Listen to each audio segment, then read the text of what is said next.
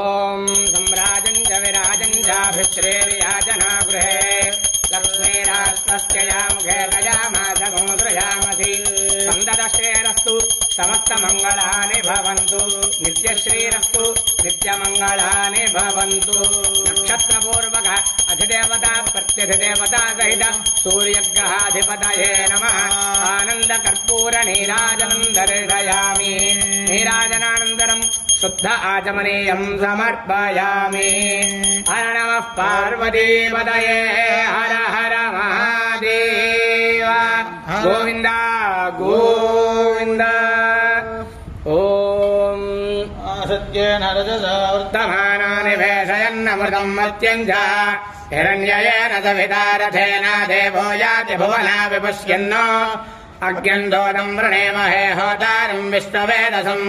अस्य यज्ञस्य सुक्रतुम् कर्तृद्राय प्रचेतसे मेषष्टमाय दव्यसे ओजेमशन्तमगोहरे अग्निर्नः पातु कृत्तिकाः नक्षत्रं देवमिन्द्रियम् इदमासाम् विलक्षणो हविरासञ्जहोतन यस्य भान्तिरश्मयो यस्य केतवः यस्येमा विश्वा भुवनानि सर्वाः सकर्तिकाभिरभिसंवसानः अग्निर्नो देवः सुविते दधातु श्रेष्ठो देवानाम् भगवो भगासि तत्ताविदुः फल्गुणेस्तस्य वित्तात् अस्मभ्यम् क्षत्रमजरकोसुवीर्यम् गोमनस्त्वमदुपसन्नु देह भगवः दाता भगयित्प्रदाता भगो देवे फल्गुणेराविभेष भगस्येत्तम् प्रसवङ्गमेम यत्र देवैः सधमादम् वदेम तन्नो विश्वे उपशण्वन्तु देवाः तदशाढाभिसंयन्तु यज्ञो तन्नक्षत्रम् प्रथलाम् प्रशुभ्यः कृषिर्वृष्टिर्यजमानाय कल्पदा शुभ्राः कन्यायुवदयस्तु भेषजः कर्मकृतः सुकृता वीर्यावतीः विश्वान् देवान् हविषा वर्धयन्ति अषाढाः कामोपयान्तो यज्ञम् नक्षत्रपूर्वक सूर्यग्रहाधिपतये नमः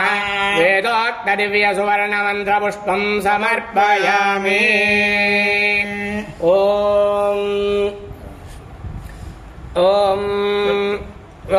तिलाः कृष्णास्तिलाः श्वेतास्तिलाः सौम्यावशानुगाः तिलाः पुनन्तु मे पापं यत्किञ्चिद्दुरितं मयि स्वाहा चोरस्यान्नवश्राद्धम् ब्रह्मा कुरुतल्पगः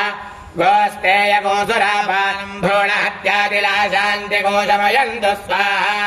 श्रीश्च लक्ष्मीश्च पुष्टिश्च कीर्तिम् चारुण्यताम् ब्रह्मण्यम् बहुपुत्रताम् श्रद्धा मेधे प्रज्ञातु जातवेदः सन्ददातु स्वाहा संवत्सरमेतत्प्रसञ्चरेत् द्वौ नियमः समासेन तस्मिन्नियमविशेषाः त्रिश्रवणमुदकोपस्परुषि चतुर्थकालपानभक्तः स्यात् अहरहर्वा भैक्षमश्नीयात् औदुम्बरीभिस्तमिद्भिरग्निम् परिचरेत् पुनर्मामैत्विन्द्रियमित्येतेनानुवाकेन उद्धृतपरिपोताभिरद्भिः कार्यम् कुर्वेद असञ्चयवान् अग्नये वायवे सूर्याय ब्रह्मणे प्रजापतये चन्द्रमसे नक्षत्रेभ्यः अर्धुभ्यः संवत्सराय अरुणायारुणायेति व्रतहोमाः प्रवर्ग्यवदादेशः अरुणाः काण्डर्षयः अरण्ये धीरन् भद्रम् कर्णेभिर्दिद्वेजभिद्वा महानाम्नेभिर्लघोषग्रस्पस्य तमाचार्यो दद्यात् शिवानिश्चन्दभेत्योषधीरालभते सुमृणीकेति भूमिम् एवमपवर्गे धेनुर्दक्षिणा खगोसंवासश्च क्षौमम् अन्यद्वा शुक्लौ यथा शक्तिवा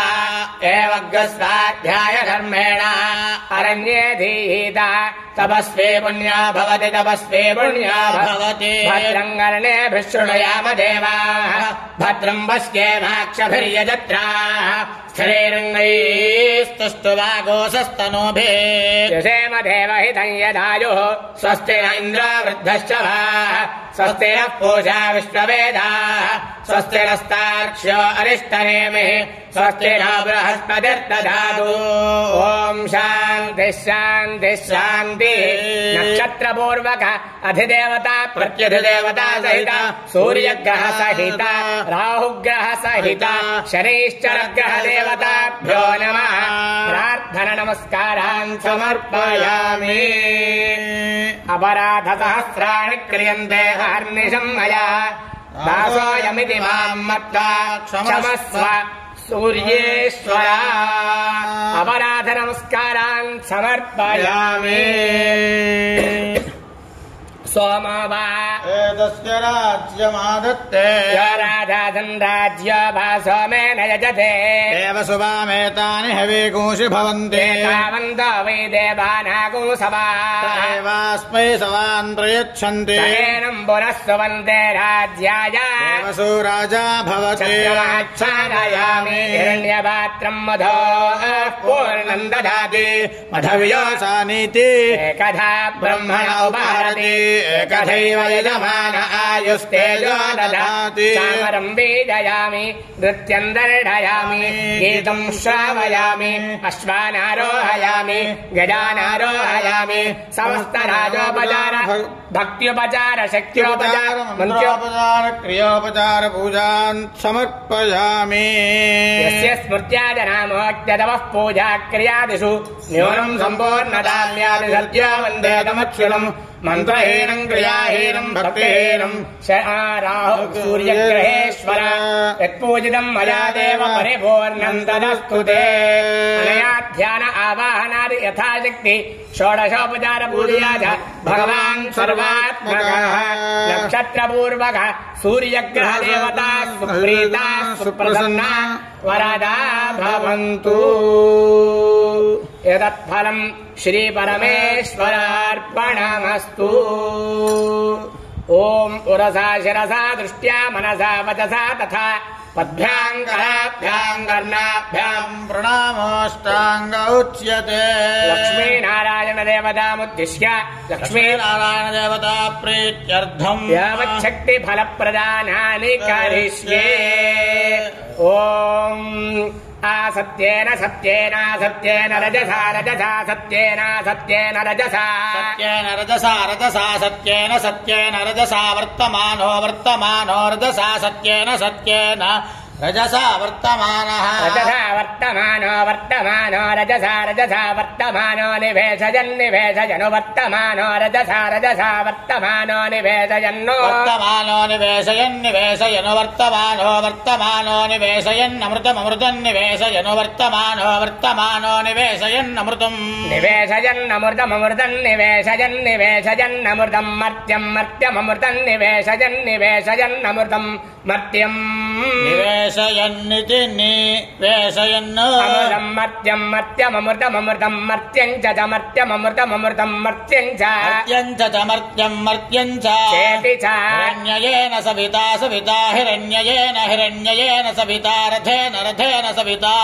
हिरण्ययेन हिरण्ययेन सविता रथेन सविता रथेन रथेन सविता सविता रथेन रथेन सविता सविता रथेन रथेन रथेन रथेन देवो देव आरथेन रथेन देवः देवो देव आदेवो याति याति देव आदेवो याति देवो याति याति देवो देवो याति भुवना भुवना याति देवो देवो याति भुवना याति भुवना भुवना याति याति भुवना विपश्यन् विपश्यन् भुवना याति याति भुवना विपश्यन्नो भुवना विपश्यन् विपश्यन् भुवना भुवना विपश्यन्नो विपश्यन्निति विपश्यन्नो नमो अस्तु नमो नमो अस्तु सर्पेभ्यः सर्पेभ्यो अस्तु नमो नमो अस्तु सर्पेभ्यः अस्तु सर्पेभ्यः सर्पेभ्यो अस्तु सर्पेभ्यो ये ये सर्पेभ्यो अस्तु सर्पेभ्यो ये सर्पेभ्यो ये ये सर्पेभ्यः सर्पेभ्यो ये के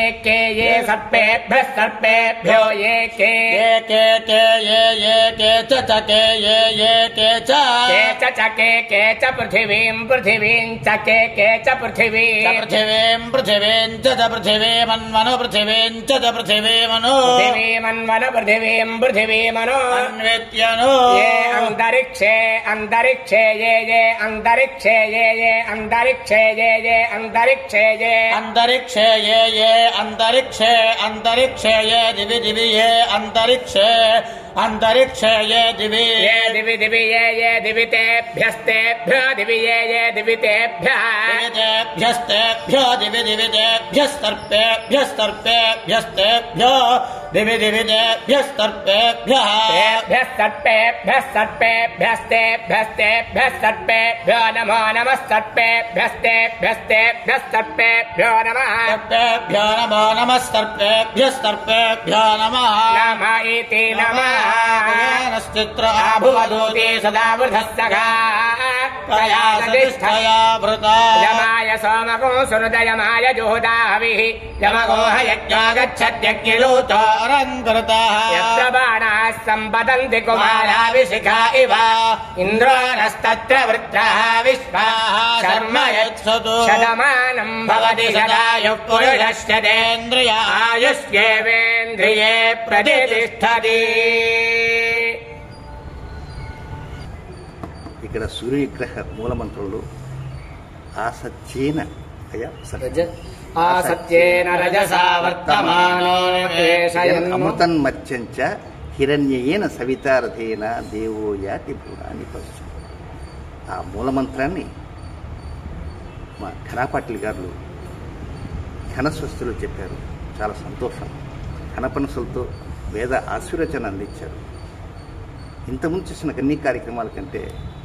ఈ 4వ నెలలో చేసే కార్యక్రమాలు నాకు ఎందుకో సంతోషాన్ని ఇస్తాయి. ఎందుకు చెప్తానంటే ఈ కార్యక్రమం అనేది కూడా ఇరువురు ఘనాపాటిలతోటి, మణి ఘనాపాటి, ఫణికుమారి ఘనాపాటి, ఈ ఇరువురు ఘనాపాటిలతోటి ఈ కార్యక్రమాన్ని సాగిస్తున్నాం. కనుక ఈ రోజుతో ఈ కార్యక్రమానికి స్వస్తి పలుకుతున్నాం. తిరిగి రేపటి కార్యక్రమంలో అంటే 35వ కార్యక్రమానికి రేపటి రోజున స్వాగతం పలుకుదాం. అంతవరకు సెలవు. నమస్కారం.